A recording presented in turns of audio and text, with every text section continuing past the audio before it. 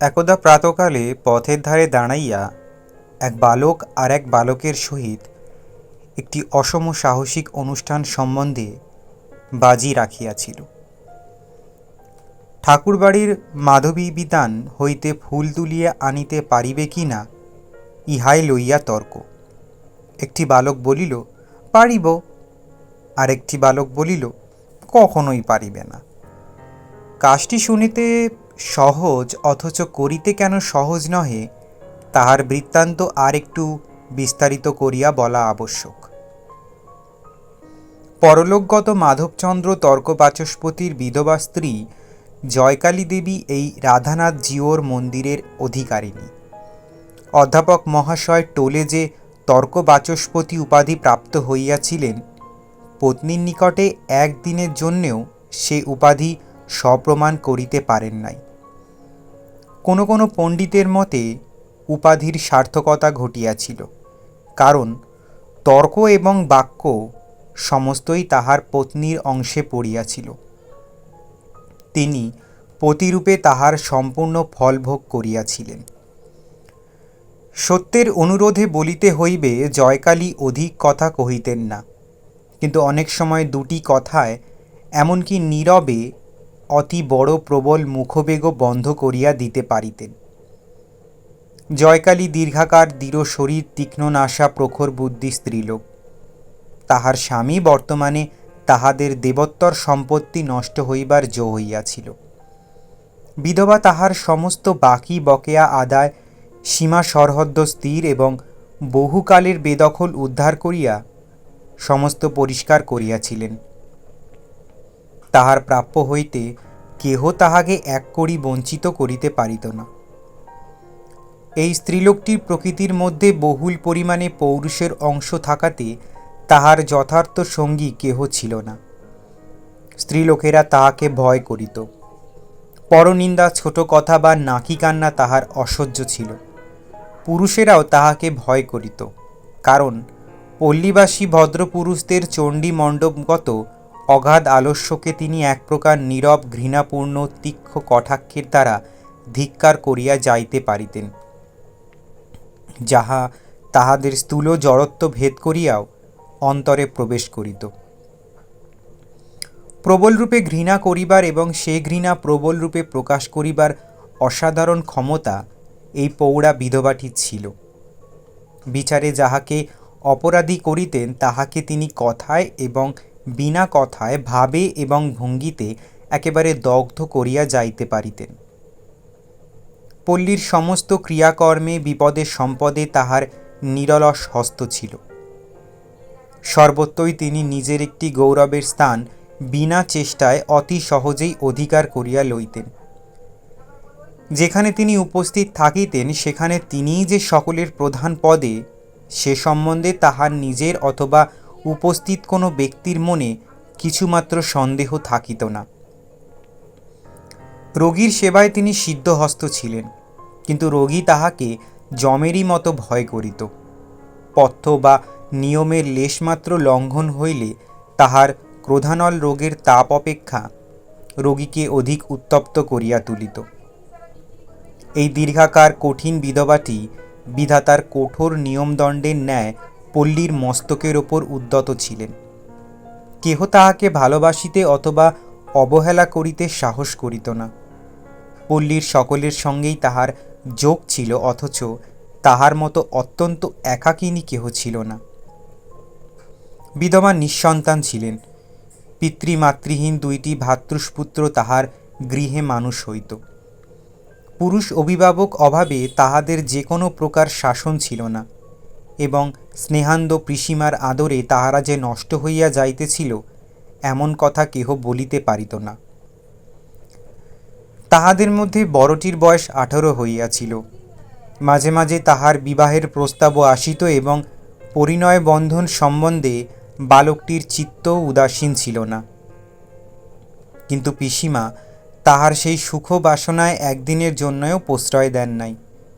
অন্য স্ত্রীলোকের ন্যায় কিশোর নবদম্পতির নবপ্রেমোদ্গম দৃশ্য তাহার কল্পনায় অত্যন্ত উপভোগ্য মনোরম বলিয়া প্রতীত হইত না, বরং তাহার ভ্রাতুষ্পুত্র বিবাহ করিয়া অন্য ভদ্র গৃহস্থের ন্যায় আলস্য ভরে ঘরে বসিয়া পত্নীর আদরে প্রতিদিন স্ফীত হইতে থাকিবে, এ সম্ভাবনা তাহার নিকট নিরতিশয় হেয় বলিয়া প্রতীত হইত। তিনি কঠিনভাবে বলিতেন, পুলিন আগে উপার্জন করুক, তারপরে বধূ ঘরে আনিবে। পিসিমার মুখের সেই কঠোর বাক্যে প্রতিবেশিনীদের হৃদয় বিদীর্ণ হইয়া যাইত। ঠাকুরবাড়িটি জয়কালীর সর্বাপেক্ষা যথের ধন ছিল। ঠাকুরের শয়ন বসন স্নানাহারের তিলমাত্র ত্রুটি হইতে পারিত না। পূজক ব্রাহ্মণ দুটি দেবতার অপেক্ষা এই একটি মানবীকে অনেক বেশি ভয় করিত। পূর্বে এক সময় ছিল যখন দেবতার বরাদ্দ দেবতা পুরা পাইতেন না, কারণ পূজক ঠাকুরের আরেকটি পূজার প্রতিমা গোপন মন্দিরে ছিল, তাহার নাম ছিল নিস্তারিণী। গোপনে ঘৃত দুগ্ধ ছানা ময়দার নৈবেদ্য স্বর্গে নরকে ভাগাভাগি হইয়া যাইত। কিন্তু আজকাল জয়কালীর শাসনে পূজার 16 আনা অংশই ঠাকুরের ভোগে আসিতেছে। উপদেবতাগণকে অন্যত্র জীবিকার অন্য উপায় অন্বেষণ করিতে হইয়াছে। বিধবার যত্নে ঠাকুরবাড়ির প্রাঙ্গণটি পরিষ্কার তকতক করিতেছে। কোথাও একটি তৃণমাত্র নাই। এক পার্শ্বে মঞ্চ অবলম্বন করিয়া মাধবীলতা উঠিয়াছে। তাহার শুষ্ক পত্র পড়িবা মাত্র জয়কালী তাহা তুলিয়া লইয়া বাহিরে ফেলিয়া দেন। ঠাকুরবাড়িতে পরিপাট্য পরিচ্ছন্নতা ও পবিত্রতার কিছুমাত্র ব্যাঘাত হইলে বিধবা তাহা সহ্য করিতে পারিতেন না। পাড়ার ছেলেরা পূর্বে লুকাচুরি খেলা উপলক্ষে এই প্রাঙ্গণের প্রান্তে আসিয়া আশ্রয় গ্রহণ করিত এবং মধ্যে মধ্যে পাড়ার ছাক শিশু আসিয়া মাধবীলতার বল্কাংশ কিছু কিছু ভক্ষণ করিয়া যাইত। এখন আর সে সুযোগ নাই। পর্বকাল ব্যতীত অন্য দিনে ছেলেরা প্রাঙ্গণে প্রবেশ করিতে পাইত না। এখন ক্ষুধাতুর ছাক শিশুকে দণ্ডাঘাত খাইয়াই দ্বারের নিকট হইতে তারস্বরে আপন অজনননীকে আহ্বান করিতে করিতে ফিরিতে হইত। অনাচারী ব্যক্তি পরমাত্মীয় হইলেও দেবালয়ের প্রাঙ্গণে প্রবেশ করিতে পাইত না। জয়কালীর একটি যবন কর্পক্য কুক্কুট মাংস লোলুপ ভগিনীপতি আত্মীয় সন্দর্শন উপলক্ষে গ্রামে উপস্থিত হইয়া মন্দির অঙ্গনে প্রবেশ করিবার উপক্রম করিয়াছিলেন। জয়কালী তাহাতে তড়িৎ ও তীব্র আপত্তি প্রকাশ করাতে সহোদরা ভগিনীর সহিত তাহার বিচ্ছেদ সম্ভাবনা ঘটিয়াছিল। এই দেবালয় সম্বন্ধে বিধবার এতই অতিরিক্ত অনাবশ্যক সতর্কতা ছিল যে সাধারণের নিকট তাহা অনেকটা বাতুলতা রূপে প্রতীয়মান হইত। জয়কালী আর সর্বত্রই কঠিন উন্নত স্বতন্ত্র। কেবল এই মন্দিরের সম্মুখে তিনি পরিপূর্ণভাবে আত্মসমর্পণ করিয়াছিলেন। এই বিগ্রহটির নিকট তিনি একান্তরূপে জননী, পত্নী, দাসী। ইহার কাছে তিনি সতর্ক, সুকোমল, সুন্দর এবং সম্পূর্ণ অবনম্র। এই প্রস্তরের মন্দির এবং প্রস্তরের মূর্তিটি তাহার নিগূঢ় নারী স্বভাবের একমাত্র চরিতার্থতার বিষয় ছিল। ইহাই তাহার স্বামী, পুত্র, তাহার সমস্ত সংসার। ইহা হইতেই পাঠকেরা বুঝিবেন যে বালকটি মন্দির প্রাঙ্গণ হইতে মাধবী মঞ্জুরি আহরণ করিবার প্রতিজ্ঞা করিয়াছিল, তাহার সাহসের সীমা ছিল না। সে জয়কালীর কনিষ্ঠ ভ্রাতুষ্পুত্র নলিন। সে তাহার পিসিমাকে ভালো করিয়াই জানিত, তথাপি তাহার দুর্দান্ত প্রকৃতি শাসনের বশ হয় নাই। যেখানে বিপদ সেখানেই তাহার একটা আকর্ষণ ছিল, এবং যেখানে শাসন সেখানেই লঙ্ঘন করিবার জন্য তাহার চিত্ত চঞ্চল হইয়া থাকিত। জনশ্রুতি আছে বাল্যকালে তাহার পিসিমার স্বভাবটিও এইরূপ ছিল। জয়কালী তখন মাতৃস্নেহ মিশ্রিত ভক্তির সহিত ঠাকুরের দিকে দৃষ্টি নিবদ্ধ করিয়া দালানে বসিয়া এক মনে মালা জপিতেছিলেন। বালকটি নিঃশব্দ পদে পশ্চাৎ হইতে আসিয়া মাধবীলতায় দাঁড়াইল। দেখিল নিম্ন শাখার ফুলগুলি পূজার জন্য নিঃশেষিত হইয়াছে। তখন অতি ধীরে ধীরে সাবধানে মঞ্চে আহরণ করিল। উচ্চ শাখায় দুটি একটি বিকচন্মুখ কুড়ি দেখিয়া যেমন সে শরীর এবং বাহু প্রসারিত করিয়া তুলিতে যাইবে, অমনি সেই প্রবল চেষ্টায় ভরে জীর্ণ মঞ্চ সশব্দে ভাঙিয়া পড়িল। আশ্রিত লতা এবং বালক একত্রে ভূমিষ্যাৎ হইল। জয়কালী তাড়াতাড়ি ছুটিয়া আসিয়া তাহার ভ্রাতুষ্পুত্রটির কীর্তি দেখিলেন। সবলে বাহু ধরিয়া তাহাকে মাটি হইতে তুলিলেন। আঘাত তাহার যথেষ্ট লাগিয়াছিল, কিন্তু সে আঘাতকে শাস্তি বলা যায় না, কারণ তাহা অজ্ঞান জড়ের আঘাত। সেই জন্য পতিত বালকের ব্যথিত দেহে জয়কালীর সজ্ঞান শাস্তি মুহুর্মুহুর সবলে বর্ষিত হইতে লাগিল। বালক এক বিন্দু অশ্রুপাত না করিয়া নীরবে সহ্য করিল। তখন তাহার পিসিমা তাহাকে টানিয়া লইয়া ঘরের মধ্যে রুদ্ধ করিলেন। তাহার সেদিনকার বৈকালিক আহার নিষিদ্ধ হইল। আহার বন্ধ হইল শুনিয়া দাসী মোক্ষদা কাতর কণ্ঠে ছলছল নেত্রে বালককে ক্ষমা করিতে অনুনয় করিল। জয়কালীর হৃদয় গলিল না। ঠাকুরানীর অজ্ঞাতসারে গোপনে ক্ষুধিত বালককে কেহ যে খাদ্য দিবে, বাড়িতে এমন দুঃসাহসী কেহ ছিল না। বিধবা মঞ্চ সংস্কারের জন্য লোক ডাকিতে পাঠাইয়া পুনর্বার মালা হস্তে দালানে আসিয়া বসিলেন। মোক্ষদা কিছুক্ষণ পরে সভয়ে নিকটে আসিয়া কহিল, ঠাকুরমা, কাকাবাবু ক্ষুধায় কাঁদিতেছেন, তাহাকে কিছু দুধ আনিয়া দিব কি? জয়কালী অবিচলিত মুখে কহিলেন, না। মোক্ষদা ফিরিয়া গেল। অদূরবর্তী কুটিরের কক্ষ হইতেই নলিনের করুণ ক্রন্দন ক্রমে ক্রোধের গর্জনে পরিণত হইয়া উঠিল।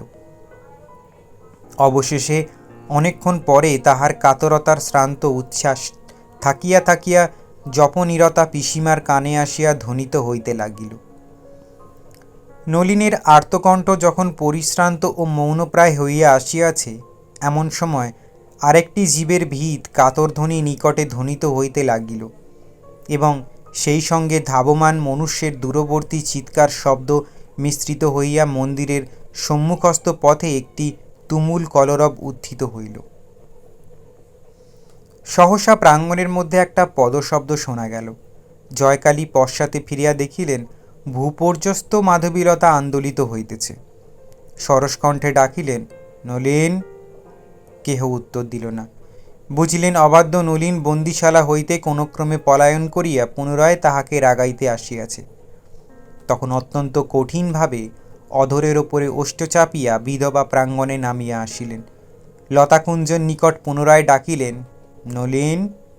উত্তর পাইলেন না। শাখা তুলিয়া দেখিলেন একটা অত্যন্ত মলিন শূকর প্রাণভয়ে ঘন পল্লবের মধ্যে আশ্রয় লইয়াছে। যে লতাবিতান এই ইষ্টক প্রাচীরের মধ্যে বৃন্দাবিপিনের সংক্ষিপ্ত প্রতিরূপ, যাহার বিকশিত কুসুম মঞ্জুরির সৌরভ গোপীবৃন্দের সুগন্ধি নিঃশ্বাস স্মরণ করাইয়া দেয় এবং কালিন্দী তীরবর্তী সুখবিহারের সৌন্দর্য স্বপ্ন জাগ্রত করিয়া তোলে, বিধবার সেই প্রাণাধিক যত্নের সুপবিত্র নন্দনভূমিতে অকস্মাৎ বীভৎস ব্যাপার ঘটিল। পূজারী ব্রাহ্মণ লাঠি হস্তে তাড়া করিয়া আসিল। জয়কালী তৎক্ষণাৎ অগ্রসর হইয়া তাহাকে নিষেধ করিলেন এবং দ্রুতবেগে ভিতর হইতে মন্দিরের দ্বার রুদ্ধ করিয়া দিলেন।